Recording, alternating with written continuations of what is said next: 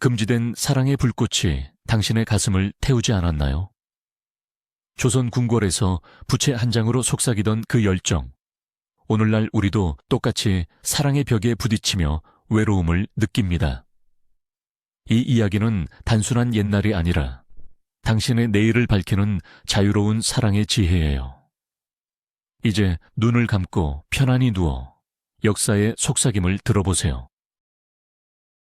조선의 궁궐 정원에서 달빛이 은은히 스며드는 밤. 바람 한 점 없이 고요한 공기 속에 붉은 치마 끝자락이 살짝 흔들린다. 그녀는 부채를 들고 서 있다. 부채 너머로 그의 눈빛이 스치듯 마주친다. 한순간의 시선 교환. 그러나 그 시선은 금지된 불꽃이었다. 주변에는 엄격한 시녀들과 내관들이 지키고 서 있고 멀리서 효종의 어가 소리가 희미하게 들려온다. 이 순간 사랑은 속삭임조차 용납되지 않는 죄가 된다. 조선시대의 연애는 바로 이런 모순 속에 피어났다. 겉으로는 유교의 엄격한 예법이 모든 것을 틀어막았지만 속으로는 열정적인 속삭임이 끊이지 않았다. 이 장면을 상상해 보십시오. 17세기 중반 인조의 손자 효종이 즉위한 지 얼마 안 된 궁정. 궁녀 하나가 부채를 통해 신호를 보낸다. 부채를 3번 흔드는 것은 오늘 밤 정원에서 천천히 펼치는 것은 너를 사랑해라는 뜻이었다. 이런 비밀 부채 신호는 양반 가문의 숙녀들이 주로 썼다. 왜냐하면 직접 대화는 불가능했으니까. 여성은 남성을 정면으로 쳐다보는 것조차 금기였다.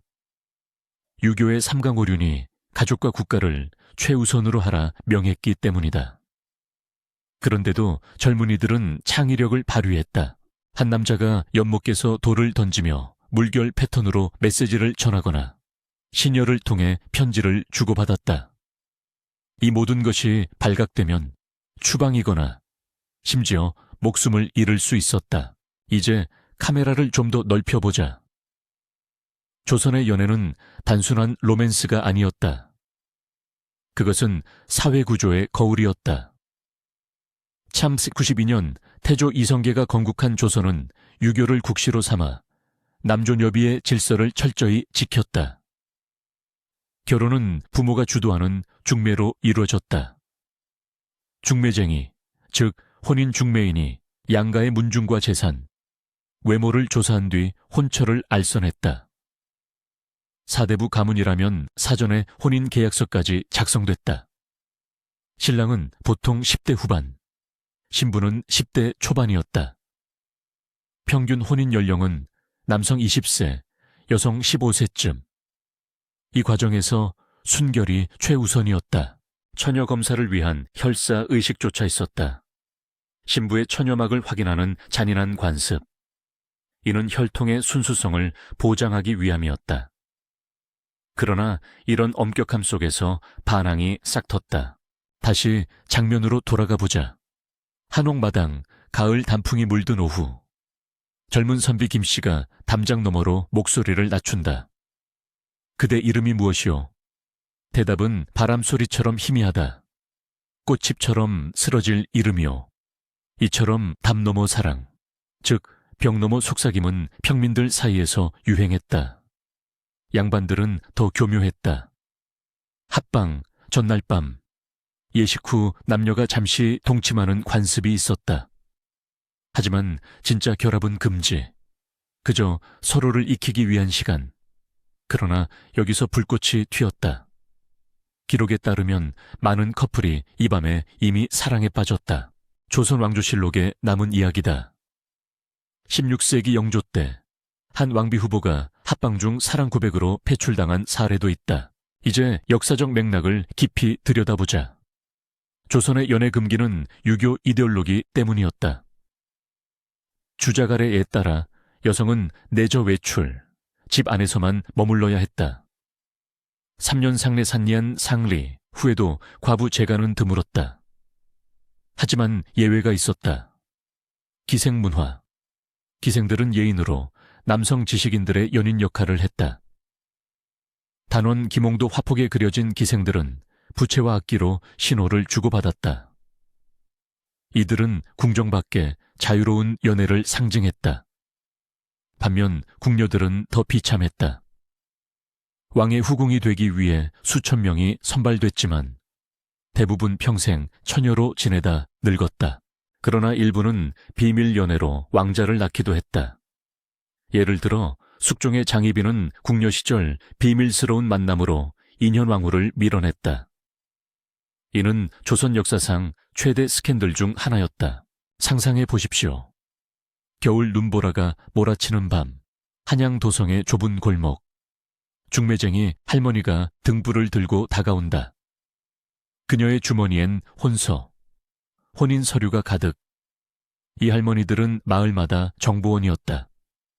집안이 사주가 맞고 재산이 든든하오. 하지만 속내는 달랐다. 가끔 젊은이들의 부탁으로 가짜 중매를 알선했다. 실제로 사랑하는 사이를 부모에게 들키지 않게 포장한 것이다. 이런 속임수는 왕실에서도 벌어졌다. 세종대왕의 세손 문종은 어린 시절 궁녀와의 사랑으로 궁을 시끄럽게 했다. 결국 부모님 허락 아래 결혼했지만 이는 드문 예외였다. 더 깊은 비밀을 풀어보자. 조선 후기 서민들 사이에 야단이라는 밤놀이가 생겼다. 마을 젊은이들이 모여 노래하고 춤추며 짝을 사귀었다. 유교가 무너지는 신호였다. 동국세시기에 기록된 대로 음력 1월 보름에 벌어지는 야단에서 많은 사랑이 싹텄다. 반면 양반들은 서원에서 공부하며 연애했다. 퇴계 이황의 제자들은 밤늦게 시를 주고받으며 마음을 전했다. 하지만 발각되면 문란배로 낙인 찍혔다. 여성의 경우 더 가혹했다. 간통죄로 관처형, 공개 채찍질을 당했다. 실록에 200여 건의 간통 처벌 기록이 있다. 이제 달빛 정원으로 돌아오자. 그 부채 신호가 성공했다면 비밀 만남이 시작된다. 대개 향약, 향초 냄새로 신호를 주고 정원 구석에서 1초 만남. 송긋 스침, 속삭임. 심장이 고동치는 그 순간. 조선의 연애는 가장 강렬했다. 그러나 대부분은 결혼으로 끝나지 않았다. 부모의 반대로 헤어지거나 자살하는 비극도 많았다. 예를 들어 18세기 시인 정철의 연인 이야기는 후대의 민요로 남았다. 담장 너머 꽃이 피네, 내 마음처럼. 역사적으로 보자면 이런 금기된 연애는 조선 사회의 변화를 촉진했다. 후기엔 풍류 문화가 팽배해졌다. 연암 박지원의 소설 할허생전에서 보듯 자유로운 사랑이 지식인들의 이상이었다. 왕실에서도 변화. 고종 때 일본 영향으로 서구식 데이트가 슬며시 들어왔다. 하지만 전통은 끝까지 강했다. 결국 일제강점기까지 이어졌다. 이 모든 속삭임 속에서 조선 사람들은 사랑을 지켰다.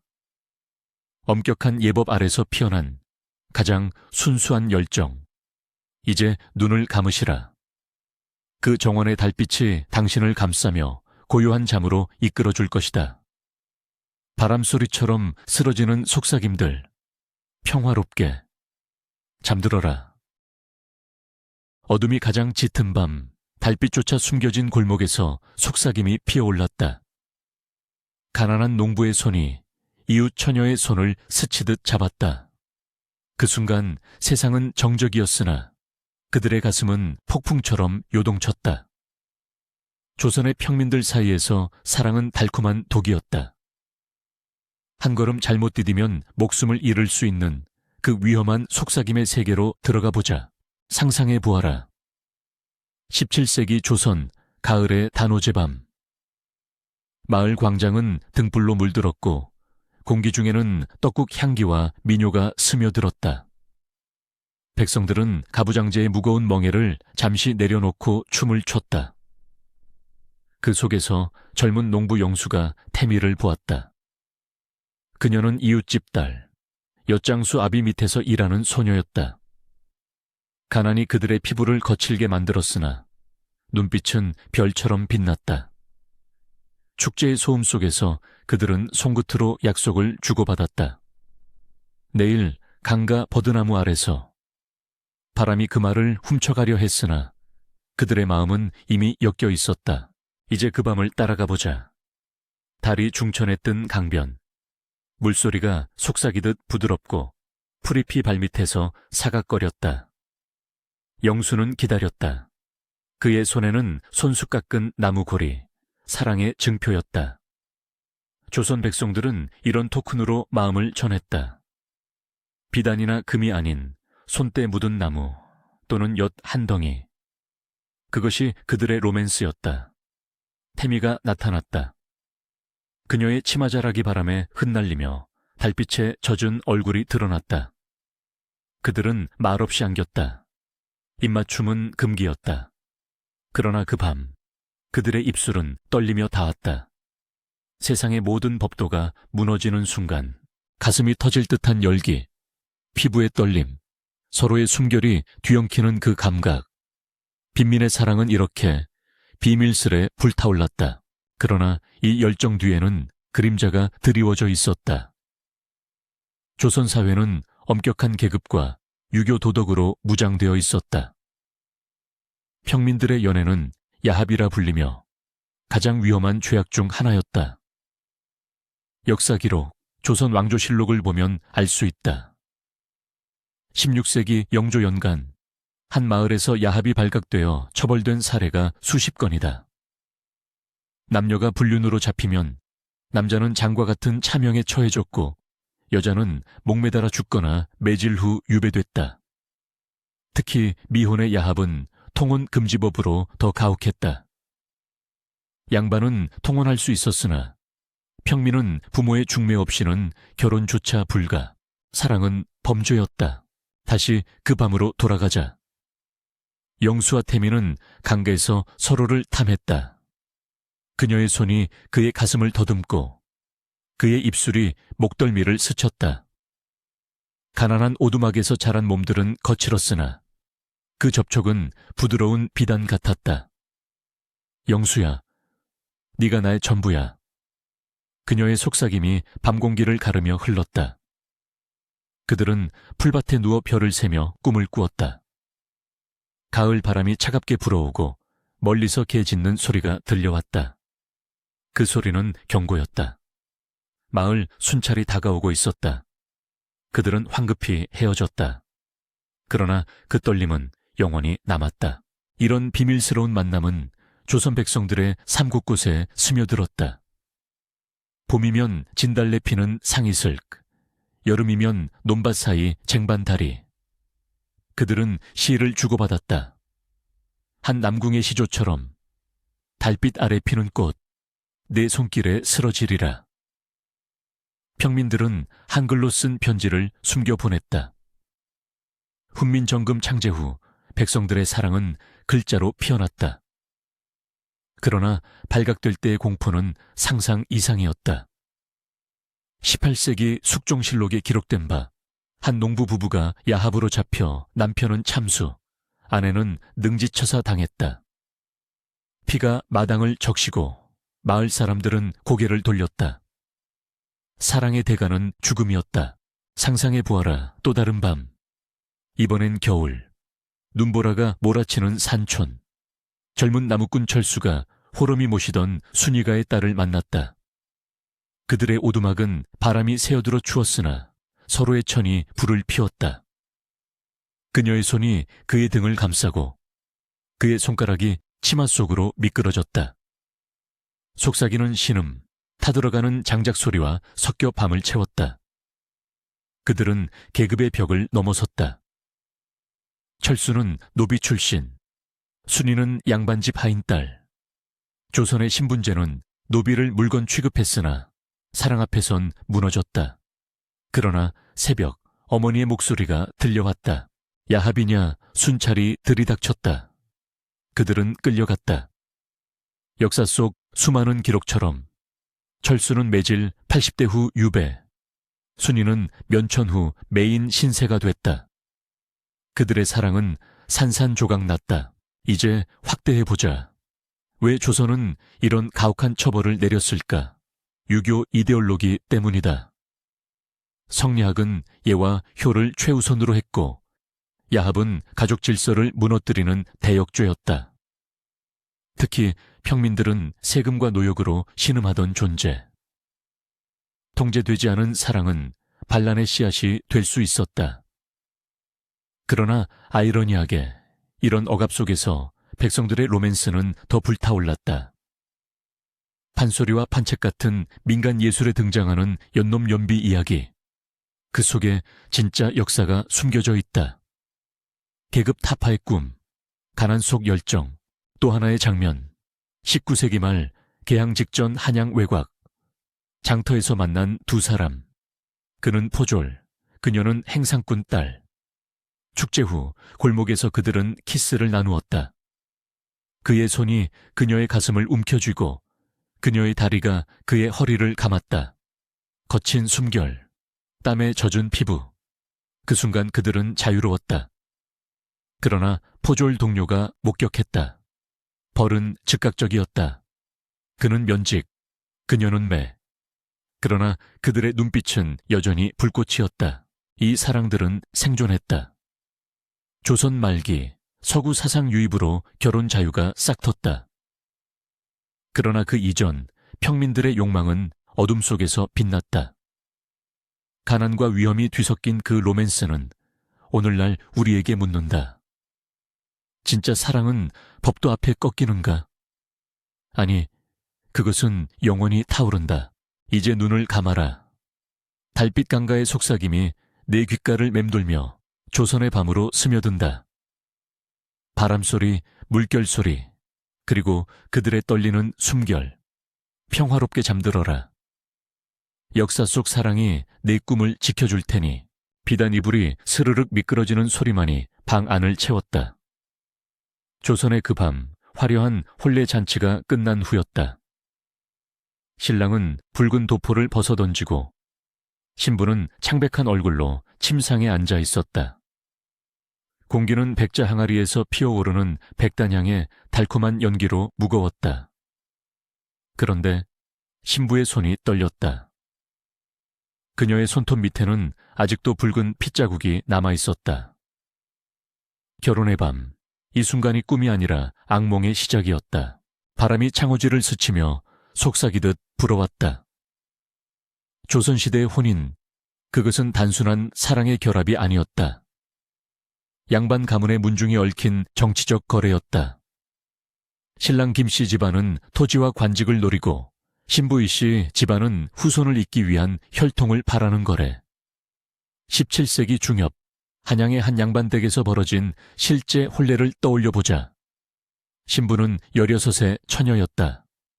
그녀의 어머니는 아침부터 그녀의 몸을 씻기며 속삭였다. 오늘 밤 네 피를 보여줘야 해. 그게 내 의무야. 조선의 혼인 풍습에서 혈침증은 처녀임을 증명하는 잔인한 의식이었다. 하얀 비단 시트에 떨어지는 붉은 점. 그것이 가족의 명예를 지키는 증거였다. 실패하면 이혼, 심지어 죽음까지. 이제 장면을 더 깊이 들어가 보자. 혼례 당일 북소리와 꽹과리를 치며 신랑이 들어왔다. 붉은 관모를 쓰고 말에 엎혀오는 그의 모습은 화려했다. 신부는 머리에 삼작두를 쓰고 얼굴을 가린 두건 아래로 눈물이 고였다. 그녀는 이미 다른 남자와의 비밀스러운 만남을 알았다. 어린 시절 마을 샘터에서 만난 그 청년. 하지만 운명은 가문의 소나귀에 있었다. 혼례식이 끝나고 객잔에서 술이 돌았다. 사돈집 사람들이 웃으며 잔을 부딪혔다. 이 집안 후사가 튼튼하겠군.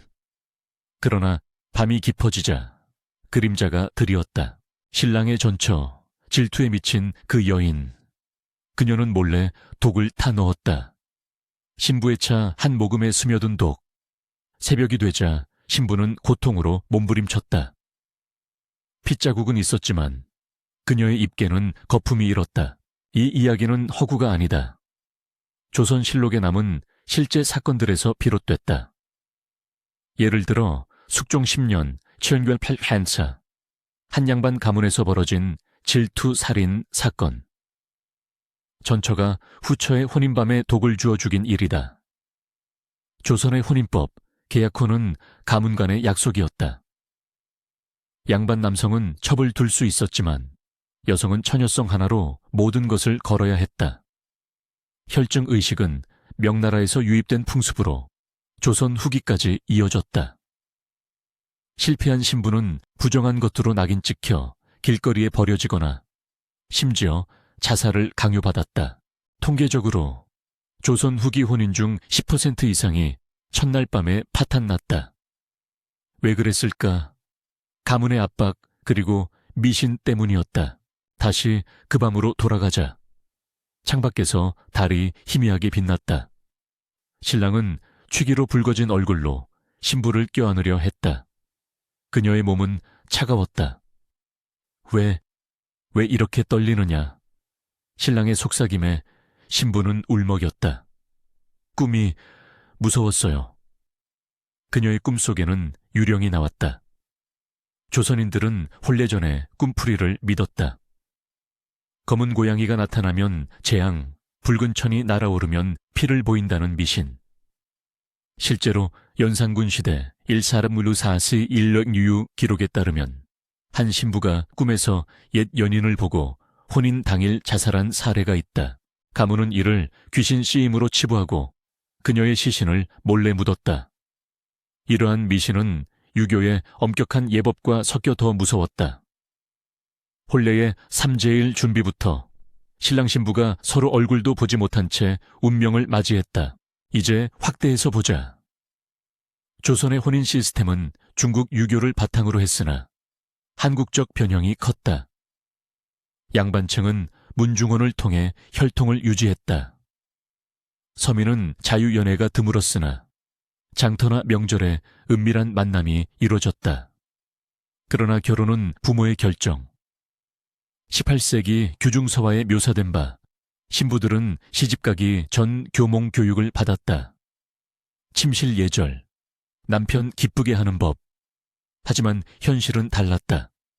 밤의 공포는 빈번했다. 신랑이 무능하거나 첩이 끼어들면 신부는 고통받았다. 유명 사례로 인조반정 후 117가 23, 한 왕실 시녀가 양반과 혼인 후 질투하는 첩에게 살해당한 일. 실록에 피로 물든 혼수침상으로 기록됐다. 바람소리가 잦아들었다. 그 밤 신부는 살아남았다. 하지만 상처는 깊었다. 아침이 되자 하녀들이 시트를 확인했다. 붉은 점이 선명했다. 좋았어, 후사가 이어지겠군. 그러나 신부의 눈에는 원한이 서렸다. 그녀는 복수를 꿈꿨다. 조선 후기 이런 복수극이 많았다. 예컨대 영조시대 1764-1770 여인 석사 김원행의 딸. 시집가서 남편의 첩에게 시달리다 몰래 독서를 통해 지식을 쌓아 가문을 무너뜨렸다. 여성들은 무력했으나 지혜로 맞섰다. 교방 여인들은 자유로웠다. 기생들은 연애를 즐겼으나 양반 여성은 갇힌 새였다. 깊어지는 밤, 향불이 꺼져갔다. 조선의 결혼은 축복이자 저주였다. 화려한 예복 아래 숨겨진 피와 눈물. 그러나 이 체제는 조선 500년을 지탱했다. 후손 번성, 가문 영광. 현대 우리에게는 먼 이야기지만 그 속에 인간의 욕망이 고스란히 남아있다. 이제 눈을 감고 그 조선의 밤을 떠올려보자. 부드러운 비단의 감촉, 희미한 달빛, 평화롭게 잠들어라. 역사 속 꿈은 이제 내 것이니 계속해서 더 깊이 파고들자. 또 다른 장면, 19세기 말, 개화기 직전 한양의 상민 집안. 신부는 17, 시장에서 만난 청년을 사랑했으나 아버지의 빚 때문에 부유한 상인에게 시집갔다. 혼례밤 그녀는 일부러 피를 내지 않았다. 이 몸은 이미 남자의 것이요. 신랑은 분노했다. 가문은 그녀를 내쳤다. 그러나 그 청년이 나타났다. 둘이 도망쳐 산속에서 살았다. 실록 밖 민간 설화에 남은 이야기. 조선 말기 이런 반항혼이 늘었다. 서구 사상이 유입되며 변했다. 확대해보자.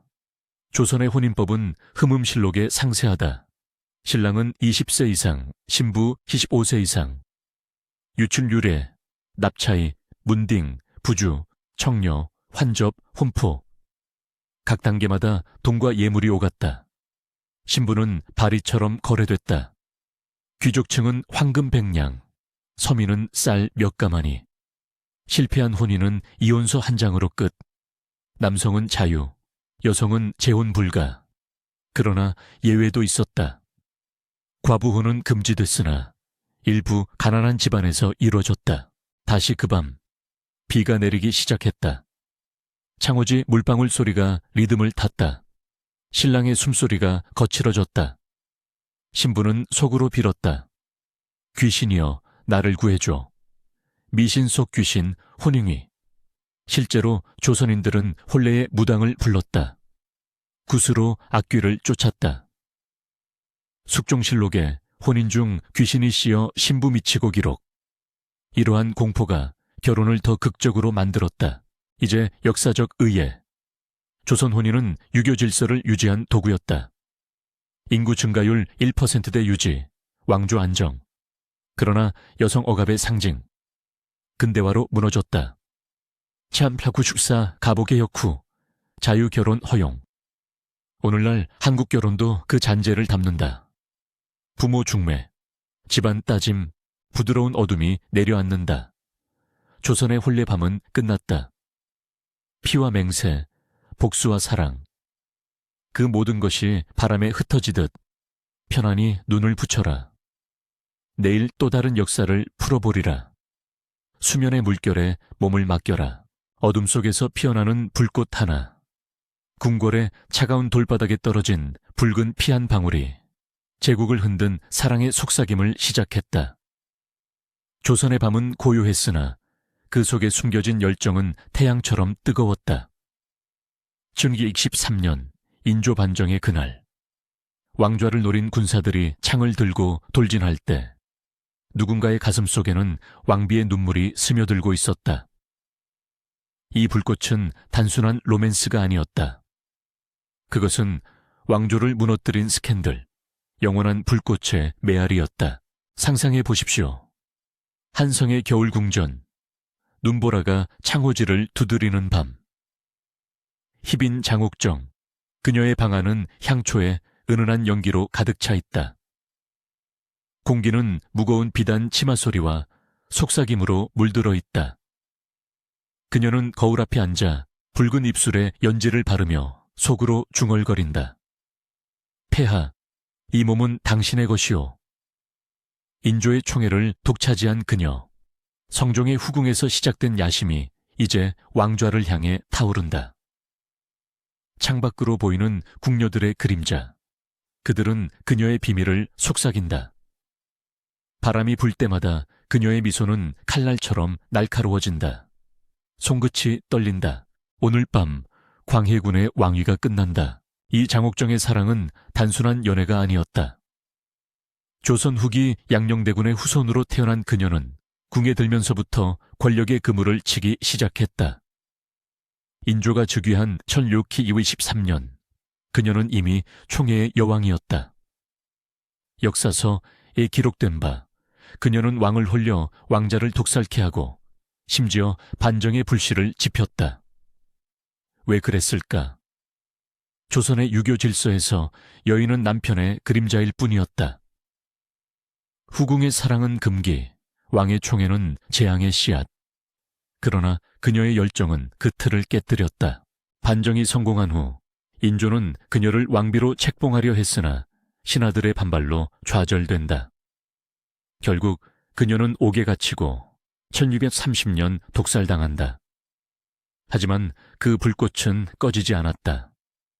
그녀의 아들 경선대군은 왕위 계승을 노리며 조선 후반 내란의 씨를 뿌렸다. 이 스캔들은 단순한 궁중 로맨스가 아니라 왕조의 운명을 바꾼 지진이었다. 이제 장면을 옮겨보자. 창 98년 제2대 태종의 즉위 직전, 창덕궁의 깊은 밤, 비가 추적추적 내리는 소리가 돌계단을 적신다. 정간공주, 태조 이성계의 셋째 딸. 그녀의 방 안은 촛불이 깜빡이며 그림자를 들이운다.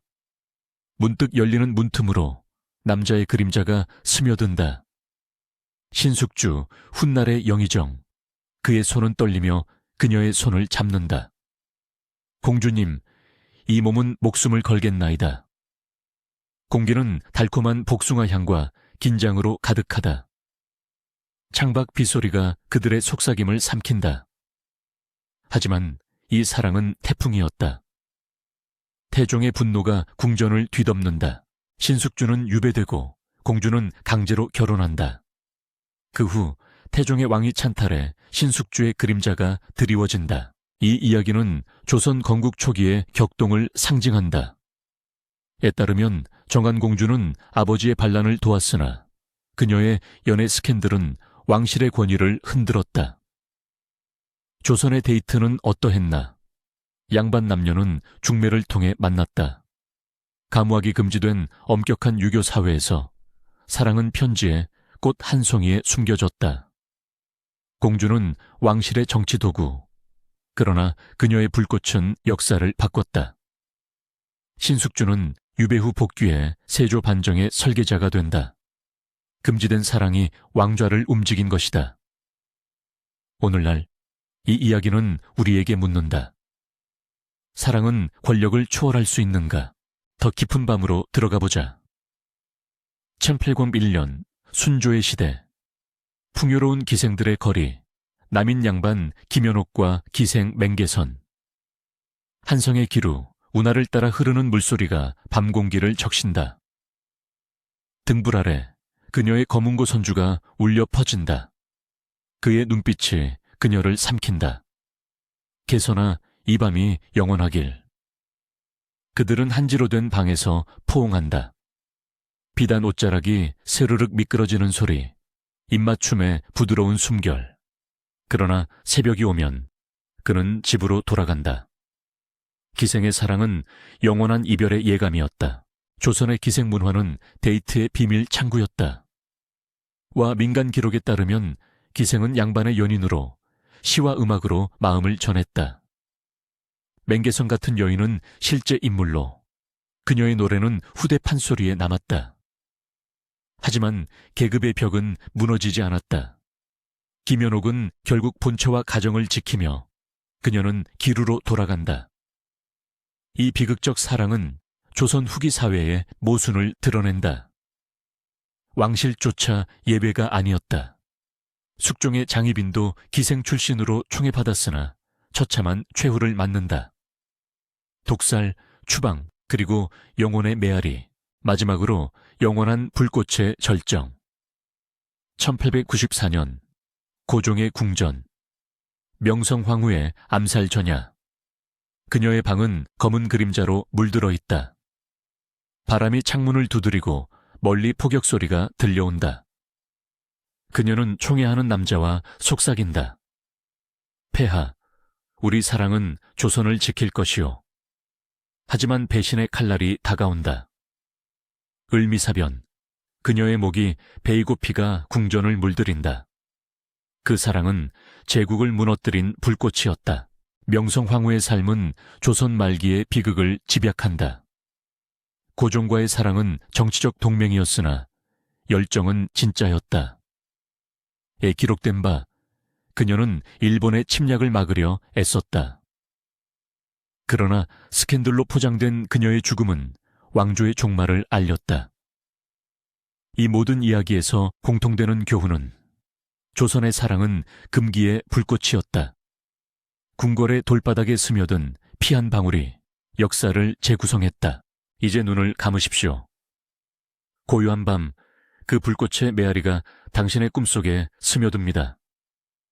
바람소리, 속삭임, 영원한 열정. 조선의 연인들은 사라졌으나 그들의 불꽃은 오늘도 타오릅니다. 평화로운 잠에 들며 그 교훈을 곱씹으소서. 사랑은 제국을 흔들고 영혼을 불태운다. 좋은 밤 되십시오.